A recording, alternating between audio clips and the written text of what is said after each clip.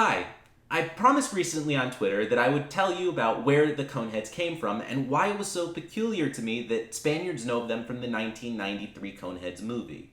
Now, to explain this, I really need to talk about Saturday Night Live, which many of you have likely heard of. It's been on the air for decades in America, very influential, and Belen even told me that 10 years ago they tried to make a version of it for Spanish television, although it wasn't successful. Now, Saturday Night Live, or SNL as it's otherwise known, has been an important fixture in American culture since it first came on the air in 1975.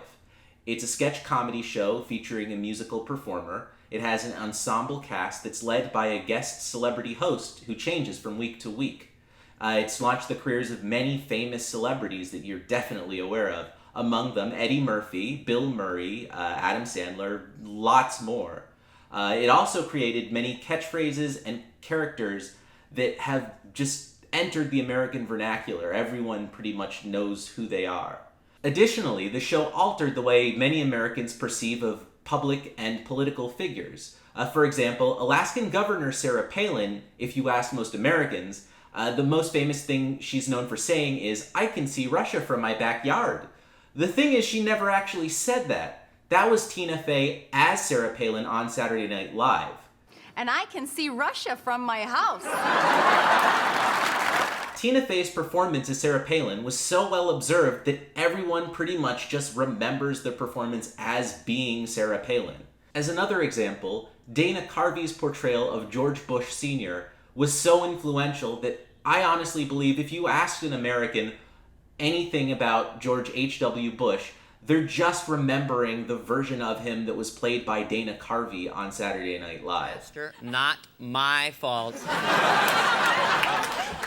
The show would also invent new characters from whole cloth, and if a character was popular with audiences, the writers would bring it back and create sayings for it and mannerisms that, if they continued to become successful, could completely enter the American lexicon. For instance, Wayne's World, well, Wayne and Garth were actually characters on Saturday Night Live for years before they became a movie. It's Wayne's World! Wayne's World! Party time! Excellent! All right! Now, one example which Belen absolutely would insist I share is from the first season of the show. Chevy Chase would appear on what they had was a news show within the show called Weekend Update, and he would always say, "Generalissimo Francisco Franco is still dead." This was mocking the American coverage of the story, which went on for weeks and weeks, as it was not sure whether he was dying and what was going on. Our top story tonight, Generalissimo Francisco Franco is still dead. This bulletin just in from Madrid, Spain, comes the word that Generalissimo Francisco Franco is still dead. Doctors say his condition is unchanged. Time is running out for Generalissimo Francisco Franco.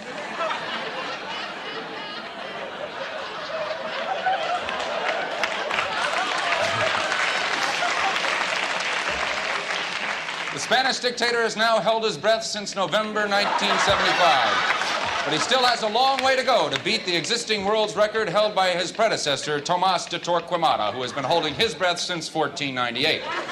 And now, as a public service to those of our viewers who have difficulty with their hearing, I will repeat the top story of the day, aided by the headmaster of the New York School for the Hard of Hearing, Garrett Morris. Our top story tonight... Our top story tonight... Generalissimo Francisco Franco is still dead.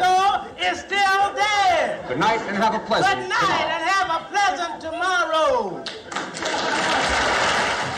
Now, as you've probably already gathered, the Coneheads have also come from Saturday Night Live. They first appeared in 1977, though, and they made a dozen appearances over the next few years. Americans just loved the absurd antics of the characters. I am Beldar, this is Primate and Connie. I trust we have arrived at the pre-designated time coordinates. Come on, Joe and Beldar, let's go. Dan Aykroyd and Jane Curtin, who performed as Mr. and Mrs. Conehead, left Saturday Night Live to pursue movie careers, and the characters basically disappeared for years. Other than an animated series that I had never seen before, they basically ceased to exist. So then, in the early 90s, Wayne's World was very successful. In fact, I was told it was even a big success in Spain. So the people at Saturday Night Live start looking through all their characters to figure, well, what can we make a movie out of? And they made about a dozen of them, most of them not very good. It will randomly work out. So what the hell are you? A man or a woman? To be honest, most Americans don't even remember the Coneheads movie. It wasn't a success financially or critically. I think when the reviews came out, most Americans just saw the old jokes they recognized from years ago and didn't really think it was worth buying a ticket. Honestly, I only saw it on cable years later, so that's why it was such a shock to me that Spaniards knew it from this movie that nobody here remembers. Well, there's not a whole lot more to say about that, but there are dozens of topics that could really be talked about regarding Saturday Night Live. Former cast members and guests, controversies that were created, all the ways in which it's shaped and affected American culture, they're endless. So, I know this is my first video, so thank you for watching, and just let me know if you'd like to hear more, any other topics. Bye!